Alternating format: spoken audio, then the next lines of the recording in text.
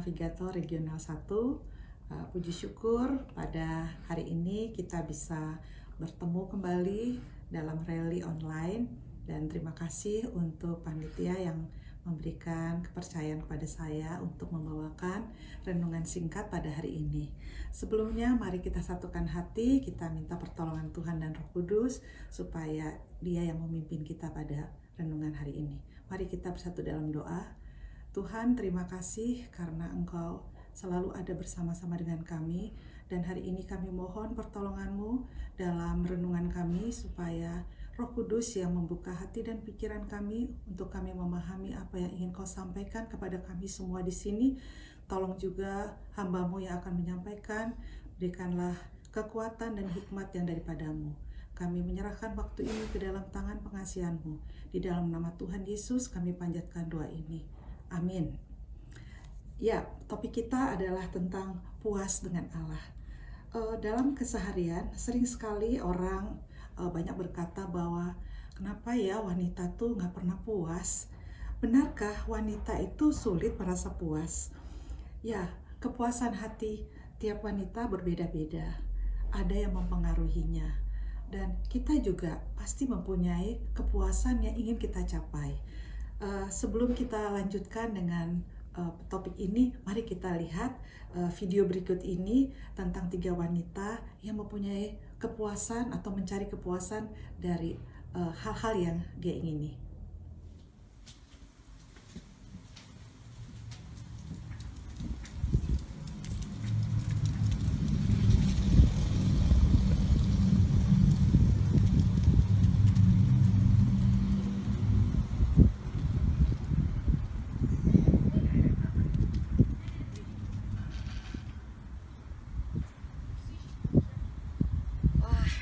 Cerah sekali hari ini, luar biasa. Coba bayangkan dengan suasana seperti ini, asri, indah, taman bermain. Aku ngebayangin kalau di depan aku tiba-tiba ada somai, ada mie dok-dok, pasti kan, aduh, bang, seperti itu. Lingkungan ini indah dan asri. Kekurangannya yaitu gak ada mie dok-dok. Ada lagi, walaupun indah seperti ini, tapi yang namanya perubahan cuaca itu luar biasa sekali. Tiba-tiba panas, tiba-tiba dingin, hujan dan angin. Jadi kangen Jatisari juga di Bekasi. Tapi di sana panas dan pengap. Lalu paling keren lagi, ini udah indah, tapi akan makin indah lagi kalau umpamanya ada air terjun seperti di Sentul. Pasti keren. Atau pemandian air hangat. Jadi waktu pas lagi musim dingin, aku bisa berendam di situ. Ya, seperti itulah. Halo? Hey sis, apa kabar? Iya, ini loh, aku tuh cuma mau confirm aja. Aku jadi ya ngambil Givenchy yang kemarin aku pesen. Iya, yang large dong, masa medium size sih. Iya. Terus kira-kira kapan dikirimnya? Oh, oke. Segera ya. Iya, ini aku langsung transfer pakai M-Banking. Oke, thank you ya.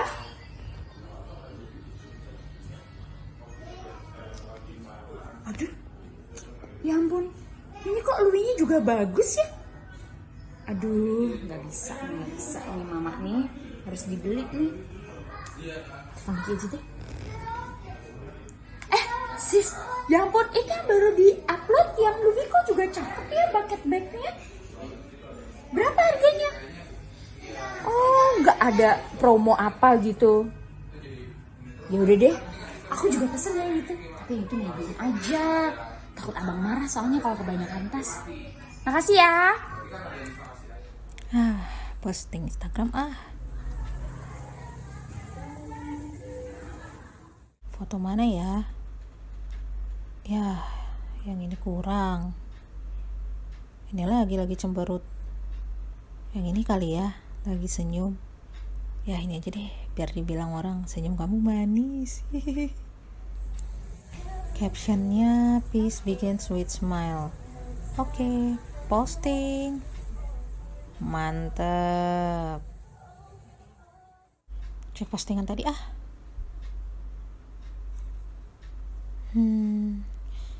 Ya, kenapa masih sepi sih? Belum ada yang komen, belum ada yang nge-like.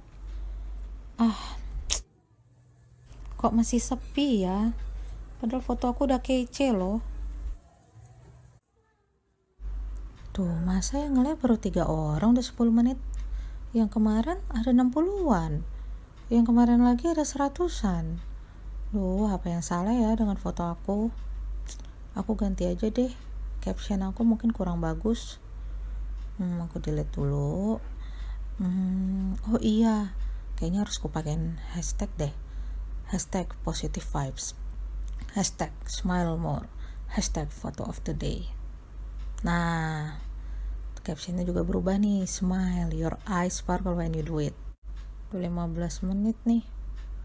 Kok postingannya masih sepi aja? Bete kesel. Ya, itu tadi video yang baru kita lihat tentang 3 wanita yang mempunyai kepuasan berbeda-beda. 1, mencari kepuasan dari tempat tinggal yang nyaman. Sudah dikasih tempat tinggal nyaman di luar negeri loh, tapi tetap juga nggak puas, dicari lagi yang lain. Yang kedua, barang-barang branded.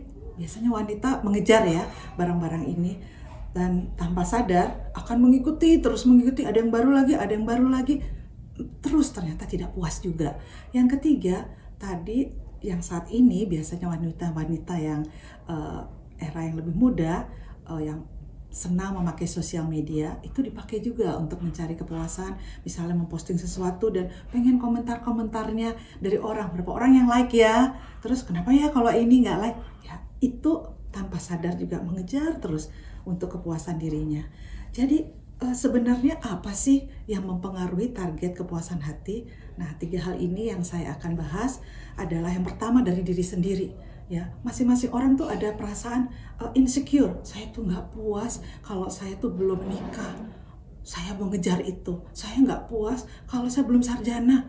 Saya nggak puas kalau jabatan saya belum selevel dari teman seangkatan saya dan sebagainya. Itu adalah insecure yang dia pengen dipuaskan. Atau kalau ibu-ibu atau wanita yang sudah di atas 60 atau 50, aduh saya nggak puas sih kalau saya belum punya cucu, ya seperti itu. Ada juga yang ekstrim, itu karena perasaan dari dalam iri hati. Dia selalu punya target ya, saya ingin mengalahkan target saya ini yang menjadi kompetitor saya. Kalau dia bisa mencapai ini, saya mau lebih tinggi lagi. Kalau dia sudah punya ini, saya juga harus punya. Itu selalu dia kejar untuk memuaskan hati dia. Yang kedua adalah pengaruh dari keluarga. Ya, tiap keluarga punya nilai-nilai yang dianut. Misalnya, satu keluarga yang misalnya semua harus sarjana, semua harus dokter, semua harus masuk universitas ternama, misalnya seperti itu. Dan tanpa sadar itu dikejar. Kalau itu akan memuaskan dirinya. Udah S1 harus S2, S3, dan seterusnya. Atau juga dari adat dan budaya pengaruhnya.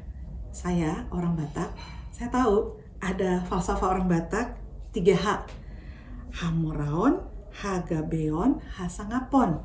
Artinya 3K. Kekayaan, keturunan, kemakmuran atau kehormatan, kemuliaan. Harus 3 hal ini harus didapat baru puas orang Batak. Sehingga itu terus, kalau belum dapat itu belum puas aku sebagai orang Batak. Yang ketiga adalah pengaruh dari lingkungan. Tuntutan pekerjaan. Pekerjaan saya artis, saya harus cantik.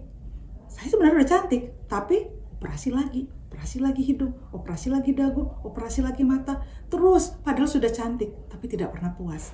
Dengan alasan tuntutan pekerjaan. Atau ada komunitas yang diikuti. Komunitas tertentu ini misalnya, kita semua punya kegiatan loh, ikut kegiatan ini, ikut arisan ini, ikut pelayanan ini, itu memuaskan dia karena komunitasnya seperti itu. Atau penilaian yang dikejar, penilaian bos saya harus dapat performer yang baik, ya itu menjadi kepuasan dia. Ya, bagaimana hasilnya? Ternyata benar ya, wanita tidak ada puasnya, ya. Malah hasilnya egosentris, hanya diri sendiri saja yang dipuaskan. Yang kedua, tidak merdeka karena ada tuntutan dari keluarga dan budaya. Itu aja yang menjadi target dia. Dan yang kita sedihkan adalah tidak berbuah, ya, tidak berbuah bagi orang lain, hanya fokus diri sendiri. Ya, hasil akhirnya adalah tidak pernah puas. Sebenarnya salah nggak sih kalau kita mengejar hal-hal yang seperti itu? Saya ada gambaran seperti ini. Seorang wanita sedang di tepi laut, dia sedang kehausan. Dia melihat laut itu, wah begitu indah. Dia membawa gelas kosong dan siap untuk mengambil air itu. Pada waktu dia mau minum air laut itu, kita yang tahu pasti akan bilang, jangan minum air laut itu, karena kamu akan tambah haus. Bahkan kalau kamu minum terus, kamu akan mati. Itulah gambaran kita. Kita tahu air itu bagus, kita bisa berenang di situ, dan ikan-ikan pada hidup di situ, ya. Tapi itu bukan untuk kepuasan kita, itu diciptakan Tuhan, bukan untuk memuaskan kita. Mari saat ini sama-sama kita membaca ayat emas kita, Yesaya 58 ayat 11. Tuhan akan menuntun engkau senantiasa dan akan memuaskan hatimu di tanah yang kering dan akan membaharui kekuatanmu. Engkau akan seperti taman yang diairi dengan baik dan seperti mata air yang tidak pernah mengecewakan. Saya merenungkan ayat ini dan saya membaca per baris. Tuhan luar biasa berbicara melalui ayat ini. Yang pertama adalah Tuhan akan menuntunku senantiasa. Pada saat kita sudah terima Kristus, kita ingat ayat dari 2 Korintus 5 ayat 17. Jadi siapa yang ada dalam Kristus, ia adalah ciptaan baru. Yang lama sudah berlalu dan yang baru sudah datang. Artinya hidup kita sudah kita serahkan pada Kristus. Dia yang akan menuntun kita. Jadi bukan keinginan kita sendiri lagi, bukan oleh budaya, bukan oleh lingkungan. Itu bukan berarti saya mengatakan bahwa kita tidak perlu ikut adat istiadat, keluarga, bukan. Tetapi yang menjadi fokus kita adalah Tuhan. Sehingga kita tidak tersesat. Kita merdeka dari tuntutan dunia. Yang kedua, Tuhan berkata, Tuhan akan memuaskan hatiku di tanah yang kering. Dia berjanji akan memuaskan saya. Dan ada kata-kata di tanah yang kering. Saya membayangkan tanah kering itu adalah suatu kondisi yang tidak nyaman, kondisi kekurangan. Tetapi Tuhan bisa memuaskan hati kita di tanah yang kering. Tuhan itu peduli dengan kita. Pada waktu dia mati untuk kita, dia disiksa, lalu dia bangkit. Itu demi kita tidak mendapat hukuman yang kekal. Dia ingin kita bahagia, kita damai. Oleh sebab itu, sekalipun kita di dunia ini pasti ada masa-masa kita di dalam tanah yang kering, tidak nyaman, kekurangan. Tapi Tuhan bisa memuaskan kita. Kalau kita puas, harus nyaman dulu, harus banyak materi, harus kenyang, berkelimpahan. Itu sebetulnya kepuasan yang semu. Tetapi kepuasan yang dari Tuhan adalah, saya mengatakan ini adalah kepuasan tingkat tinggi. Walaupun dalam kondisi yang berat, pandemi COVID, tapi saya tidak mengeluh. Saya tidak putus asa. Saya bisa puas. Kepuasan saya datangnya dari Tuhan, bukan dari lingkungan. Yang ketiga, Tuhan akan membaharui kekuatanku. Sekalipun usia bertambah tua, ada pandemi COVID, ada kendala, tapi aku bisa kuat dalam Tuhan. Dulu saya berpikir bahwa kalau kuat itu artinya fisiknya sehat, artinya materi saya ada, berkelimpahan, rohani saya kuat, pendidikan bagus ya. Tapi kalau sekarang usia kita bertambah tua, fisik kita tidak akan sekuat dulu lagi ya. Bagaimana kalau tiba-tiba Tuhan mengizinkan ada satu penyakit kendala kesehatan buat kita? Bagaimana jika kondisi sekarang pandemi COVID sehingga bisnis saya harus tutup ya? Apa saya bisa kuat? Janji Tuhan, Tuhan bisa membaharui kekuatanku.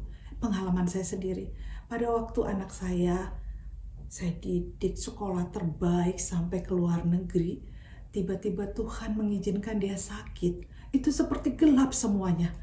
selesai sepertinya harapan. Bagaimana dia bisa melanjutkan masa depan dia? Kami sampai pergi ke Amerika untuk mencari pengobatan. Dan ternyata di sana pun dia tidak bisa sembuh, tetap tidak bisa jalan. Tapi yang luar biasa, Tuhan peduli dengan kebahagiaan kami. Di sana kami mendapat banyak kesempatan menikmati Tuhan. Dia membukakan, membuat kita tahu, pengenalan bertambah siapa dia. Sehingga pada waktu kami pulang, sekalipun dia tidak sembuh, anak kami tidak sembuh, tetapi kami membawa suatu kebahagiaan yang berbeda, kepuasan. Tuhan banyak berbicara secara khusus kepada kami, sehingga sakit bukan menjadi masalah, tetapi kami merasa bahwa Tuhan selalu memberikan kekuatan ekstra. Di masa pandemi ini, saya pun kehilangan mata pencaharian karena kursus saya pun tutup. Saya nggak punya pekerjaan, tidak punya income. Tapi banyak teman ada, ayo dong kita urunan, bantu orang yang susah, orang yang sakit, orang yang berjualan makanan dan sebagainya. Income saya sedang nggak ada. Tetapi anehnya, saya senang, saya mau melakukan itu semuanya. Saya bagi uang yang ada, dan Tuhan tetap membuat saya kuat. Sampai saat ini, saya kuat, saya sehat, saya bahagia. Karena Tuhan yang membaharui kekuatanku. Yang keempat, aku akan seperti taman yang diairi dengan baik. Bayangkan suatu taman yang diairi dengan baik. Pasti indah bukan? Seperti nama saya indah. Tapi itu pandangan orang melihat kita seperti taman yang indah. Karena dipelihara Tuhan, tidak kekurangan, tidak mengeluh. Padahal mungkin kita nggak punya banyak materi, kita juga cukup-cukup atau pas, banyak hal yang kita tidak punya, tetapi terlihat oleh orang seperti taman yang diairi dengan baik, ya, tidak bersungut-sungut, banyak mengucap syukur. Itulah taman yang diairi dengan baik. Yang kelima, aku akan seperti mata air yang tidak pernah mengecewakan. Bayangkan sumber mata air, semua orang akan ke sana untuk mencari air, ya. Tuhan bilang, aku akan seperti mata air yang tidak mengecewakan kalau kita dituntun oleh Tuhan. Artinya apa? Kita nggak bakal kekurangan, kita dipuaskan. Tapi bukan hanya sampai di situ, kita memuaskan orang lain juga, karena kita mata air yang tidak pernah mengecewakan. Mungkin banyak orang ya punya harta yang berlimpah ya, tetapi dia sibuk hanya untuk memikirkan diri sendiri. Itu bukan mata air. Tidak mungkin dia bisa memuaskan orang lain, bahkan mengecewakan orang lain. Tapi ada orang yang pas-pasan, tetapi banyak orang datang kepada dia. Mungkin bukan hanya memerlukan materi, bukan hanya memerlukan bantuan. Banyak hal yang orang mau datang dan tidak mengecewakan. Itu karena ada Tuhan yang menjadi sumber di dalam kehidupannya. Dipuaskan, memuaskan orang lain. Kalau yang tadi, yang sebelumnya, sudah ditambah, diberikan, tidak pernah puas. Apakah kita akan menjadi wanita yang tidak pernah puas? Kalau bersama dengan Tuhan, kita pasti puas dan bisa memuaskan orang lain. Itu namanya kita berbuah, bukan hanya untuk diri sendiri. Ya, kita akan mendengarkan satu testimoni dari menantu saya. Saya punya menantu orang Amerika yang tinggal di India dengan keadaan yang berat, tapi dia bisa puas. Kemarin baru ngobrol-ngobrol juga dengan dia nggak pulang. Saya tanya kenapa? Tanya, oh mereka tetap puas walaupun dia cerita bahwa kondisinya sangat berat di sana ya, karena ada Tuhan bersama dengan dia. Mari kita dengarkan kesaksiannya. Alisa Cole. So the last several months have brought about quite a few transitions for my husband and I and our 3 kids, as well as several challenges. And I'm sure many of you have been facing similar things, and probably to a greater degree than I have. But one of the challenges we have faced was that we were locked down in our home, which is a beautiful large home, so I can't complain, but we were locked down our home for I think around 3 months, and we weren't to leave except for essential food items and medical items.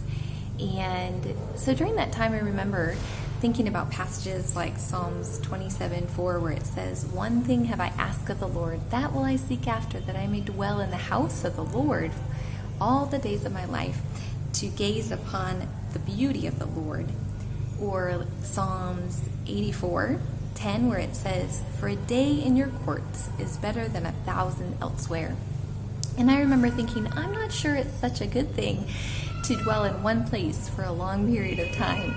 And then the Lord just reminded me that when it's with Him and I am in His presence, which because of Jesus, His Spirit dwells within me. And so His presence is far greater than any other experience or any other place, and that I could say being locked down in my house for one day is far better than 1,000 elsewhere because I have the presence of the Lord. And so I'm thankful for His work in my heart to remind me that I can be content and find joy in Him regardless or whatever what my circumstance. And that I need to continue to grow, to think about things eternally, have eternal perspective, as well as think about that which is to come and not find my joy, contentment, treasure in the things or the places here on earth. So I'm thankful for His presence and His work in my life during this time. Kita masuk pada bagian terakhir, yaitu penerapan. Saya akan mengajak kita sama-sama melakukan 3 hal. Yang pertama adalah pilihlah satu ayat dari firman Tuhan untuk kita hafalkan yang menjadi moto atau motivasi saya untuk saya tidak mau lagi mencari kepuasan di hal-hal di luar Tuhan. Saya mau dituntun oleh Tuhan sehingga kepuasan saya hanya pada Dia. Yang kedua, saya mengajak kita untuk mengevaluasi. Buatlah penetapan lifestyle, target-target yang sesuai dengan panggilan Tuhan. Coba kita pikirkan, kalau seandainya saat ini saya puas karena dikelilingin oleh keluarga, saya puas karena saya punya simpanan yang banyak. Pikirkan, kalau itu semuanya satu saat tidak ada, apakah saya masih tetap puas? Apakah saya kecewa? Kalau kepuasan saya pada Tuhan tidak bergantung kepada hal itu, mari silakan buat evaluasi tentang hal itu. Yang ketiga, saya mengajak kita lakukan aktivitas yang berdampak positif pada orang lain, supaya fokus tidak pada diri kita sendiri. Kita akan puas karena Tuhan menginginkan hidup kita menjadi berkat bagi orang lain. Sekian dan Tuhan berkati kita semuanya. Amin.